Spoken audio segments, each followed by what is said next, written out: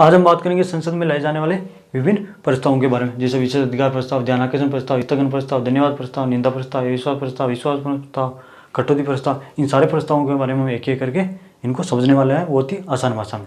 तो सबसे पहले हम बात करते हैं विशेष अधिकार प्रस्ताव के बारे में। तो मंत्री जी से किसी मुद्दे पर स्पष्ट जानकारी प्राप्त करने के लिए ये लाया जाता है। जैसे अभी जो है वो 2000 के नोटों की पूरी सप्लाई नहीं हो रही, तो मंत्री जी से पूछा जा सकता है मंत्री जी ऐसा क्यों हो रहा है, या किसी भी मुद्दे पर मंत्री जी से स्पष्ट जानकारी प्राप्त करने के लिए लाया जाता है विशेष अधिकार प्रस्ताव।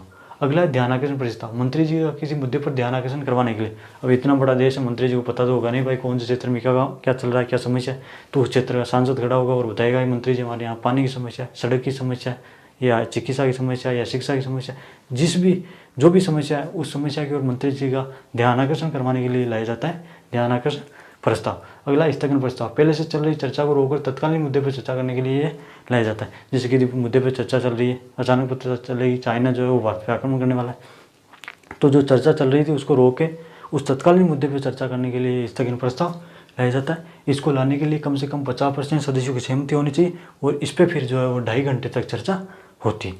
अगला है धन्यवाद प्रस्ताव। राष्ट्रपति बजट सत्र और नई लोकसभा के गठन के बाद अपना अभिभाषण देते हैं।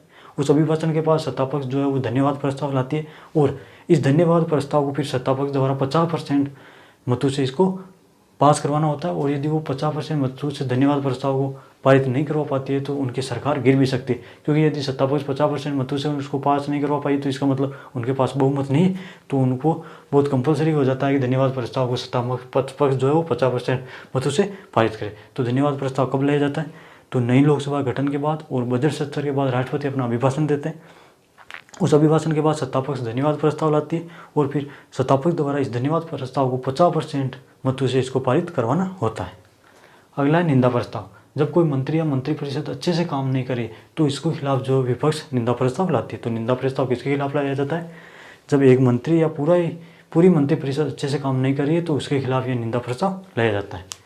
अगला है अविश्वास प्रस्ताव। ये लोकसभा में विपक्ष लाती है। तो अविश्वास प्रस्ताव कौन लाती है, तो अविश्वास प्रस्ताव जो है वो विपक्ष लाती है लोकसभा में। किस लिए, इसको लाने के लिए 50% सांसदों की सहमति होनी चाहिए और इसको लाने के बाद फिर सत्तापक्ष को बहुमत सिद्ध करना होता है। तो अविश्वास प्रस्ताव विपक्ष लोकसभा में लाती है। इसको लाने के लिए 50% सांसदों की सहमति होनी चाहिए और इसको लाने के बाद फिर सत्तापक्ष को अपना बहुमत सिद्ध करना पड़ता है।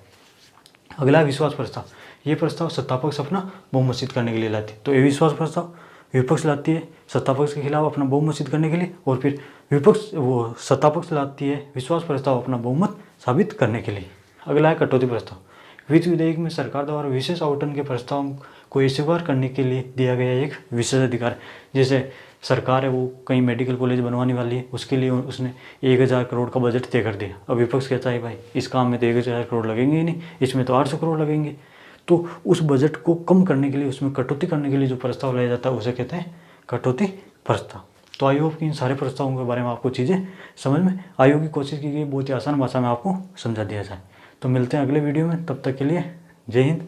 आप लीजिए इसका स्क्रीनशॉट, मैं मिलता हूँ आपको अगले वीडियो।